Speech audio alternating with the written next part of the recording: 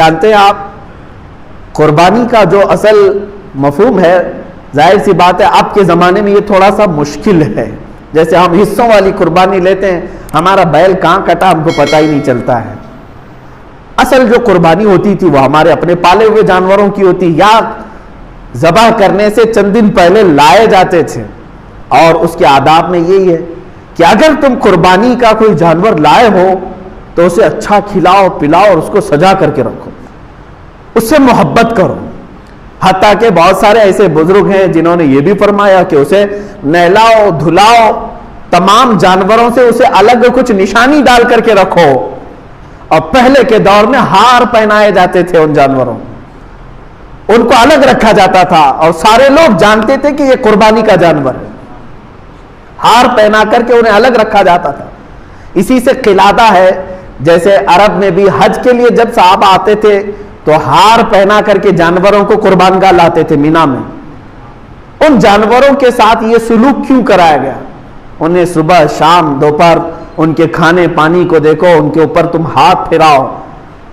دو باتیں، ایک تو میرے آقا صلی اللہ علیہ وسلم فرماتے ہیں قیامت کے دن یہ جانور اپنے سینگ، اپنے کھر، اپنے گوشت، اپنی کھال کے ساتھ آئے گا، ان تمام چیزوں کے ساتھ آئے گا اور رب تعالیٰ سے فرمائے گا اے مولا تیرا قرب حاصل کرنے کے لیے اس نے مجھے تیرے دربار میں ذبح کیا، اے کریم خدا اب اسے جہنم کی آگ سے تو حرام فرما دے. مولا اس جانور کی اس بات پر تم پر سے جہنم کی دوزخ کی آگ کو حرام فرما دیتا ہے. یہ بھی حدیث پاک میں ہے کہ یہ جانور تمہاری سفارش کے لیے آئے گا. پہلا یہ. دوسری بات یہ ہے کہ جب تم پالتے ہو اسے پانی پلایا، اسے کھانا کھلایا، اسے سجایا، اسے ہار پہنایا، اور ظاہر سی بات ہے جب کسی سے محبت ہوتی ہے تو اس پر چھری چلانا معمولی بات نہیں ہے.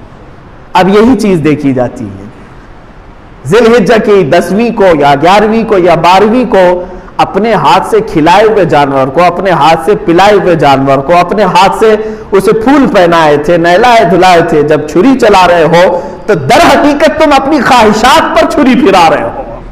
اور یہی رب تعالیٰ کی بارگاہ میں قبول ہے کہ تمہارا تقوی دیکھا جائے گا. اللہ قرآن میں فرماتا ہے لن تنالوا البر حتى تنفقوا مما تحبون. اس وقت تک تم بڑی کامیابی نہیں حاصل کر سکتے جب تک اپنی محبوب چیز کو اللہ کی بارگاہ میں قربان نہیں کرتے، اپنی پسندیدہ چیز کو جب تک قربان نہیں کرتے. اسی لیے جانوروں کے ساتھ انسیت ہونا چاہیے. آج کے حالات میں یہ سب کے اوپر پابندی نہیں کہہ رہا ہوں، لاگو نہیں کر رہا ہوں، میں تو اس کی حکمتیں بتا رہا ہوں. جس کے لیے ممکن ہے وہ کرے اور جس کے لیے ممکن نہیں ہے ظاہر سی بات ہے وہ دور دراز میں بھی قربانیاں کرتے ہیں، وہ جائز ہے. مثال کے طور پر یہاں بیٹھ کر کے اگر کوئی مکہ مکرمہ میں قربانی کا اپنے کو کسی وکیل کو بنایا ہے، وہاں اگر اس نے قربانی کیا تو تمہاری قربانی ہو جائے گی. آپ امریکہ میں کریں، انگلینڈ میں کریں، پوری دنیا کے کسی بھی میدان میں کریں، ان دنوں میں اگر قربانی کیا آپ کی جانب سے تو قربانی ہو جاتی ہے. لیکن جو حکمتیں ہیں وہ اپنے پالے ہوئے جانور کے ساتھ اس کی زیادہ ہے، کیونکہ اس وقت آپ کی خواہشات کو آپ ذبح کر رہے ہیں.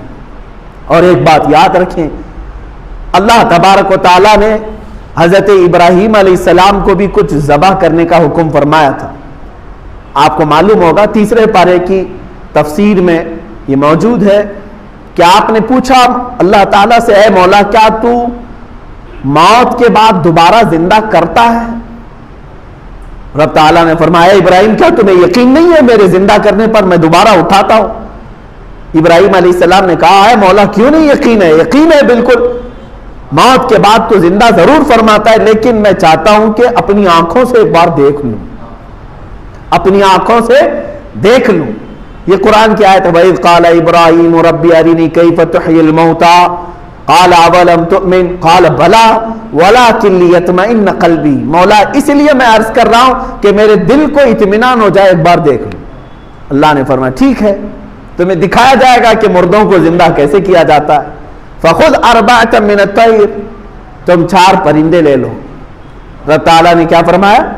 4 پرندے لے لو، انہیں ذبح کرو اور ذبح کر کے ان کے پورے گوشت کا قیمہ بناؤ. 4 الگ الگ قسم کے پرندے ہیں، ان کا گوشت پورا مکس کر کے قیمہ بنایا، اس کے 4 حصے کی الگ سے، سب مکس تھا.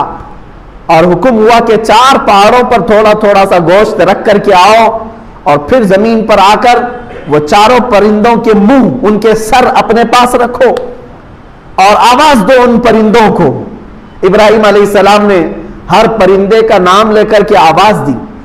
اب ہوا یہ کہ ان کی آنکھوں نے دیکھا وہ گوشت جو قیمہ بن چکا تھا وہ ہوا میں اڑنے لگا، جس پرندے کا جو گوشت تھا وہ اپنے اپنے جسموں میں ملنے لگا، اور بغیر سر کے بغیر منہ کے وہ پرندے فقط اپنے جسم کے ساتھ اڑتے ہوئے آئے، اور ابراہیم علیہ السلام کے پاس جو سر رکھے ہوئے تھے وہ جسموں کے ساتھ جڑ گئے اور پورے پرندے ہو کر اڑ گئے۔ یہ واقعہ کوئی ہماری کہانی نہیں ہے، یہ قرآن کا واقعہ ہے، قرآن کہہ رہا ہے۔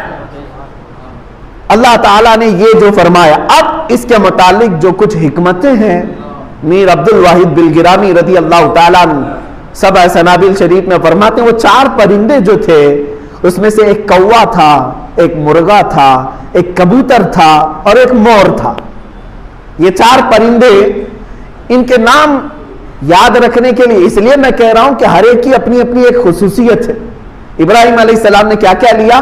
کوا لیا تھا، مرغا لیا تھا اور کبوتر لیا تھا اور مور لیا تھا۔ یاد رکھیں یہ 4 پرندوں کو، اور ذبح کیا ہے، ذبح کیا ہے۔ قربانی کی بات ہے اس لیے میں بات عرض کر رہا ہوں۔ 4 پرندوں کو کیوں ذبح کیا آپ نے؟ یہی 4 پرندے کیوں تھے؟ اب اس میں صوفیہ اکرام فرماتے ہیں اس لیے کہ ان 4 پرندوں کی کچھ عادتیں ہیں۔ کوا لالچی بہت ہے، لالچ بہت ہے، جتنی بھی چیزیں ڈالیں پھر سے اس کے اندر لالچ ہوتی ہے۔ مرغے کے اندر شہوت بہت زیادہ ہے، شہوت بہت زیادہ ہے۔ شہوت کہتے ہیں یعنی جنسی سکون حاصل کرنے کے ذریعے ڈھونڈنا، میل فیمیل کے ساتھ تعلق قائم کرنا، مرغے کے اندر شہوت بہت زیادہ ہے۔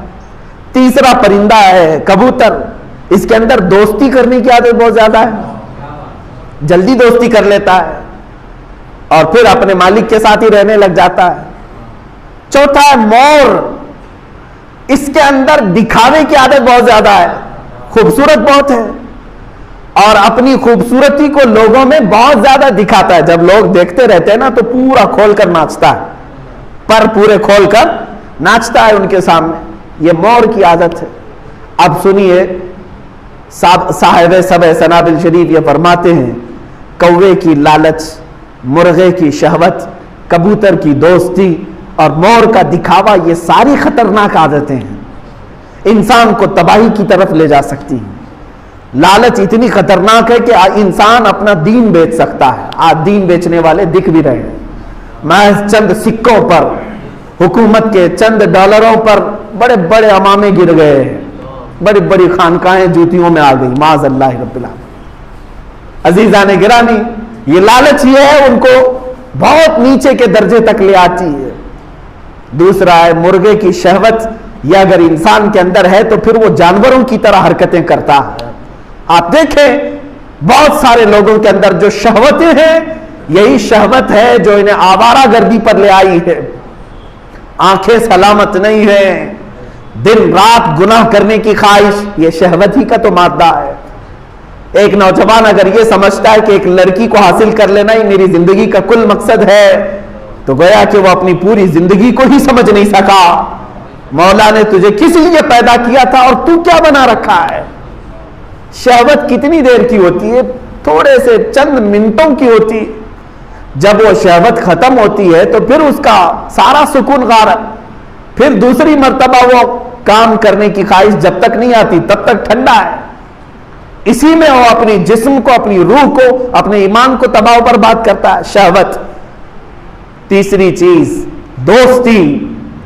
صاحب فتح الباری علامہ ابن حجر عسقلانی رحمۃ اللہ تعالی علیہ نے اپنی کتاب کی شروع میں ہی لکھا ہے، میرے مرشد گرامی حضور تاج الشریعہ رحمۃ اللہ تعالی علیہ مصر جانے کے وقت مجھے سب سے پہلی چیز یہ نصیحت کیے تھے، کہا تھا کہ تم پڑھنے میں ٹھیک ہو، اچھے، وہ ساری چیزیں ہیں، لیکن وہاں جانے کے بعد اگر تمہارے لیے سب سے بڑا کوئی زہر ہے تو وہ دوستی ہے، دوستی سے بچو۔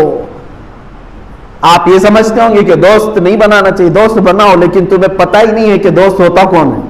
وہ کسی اور ٹاپک پہ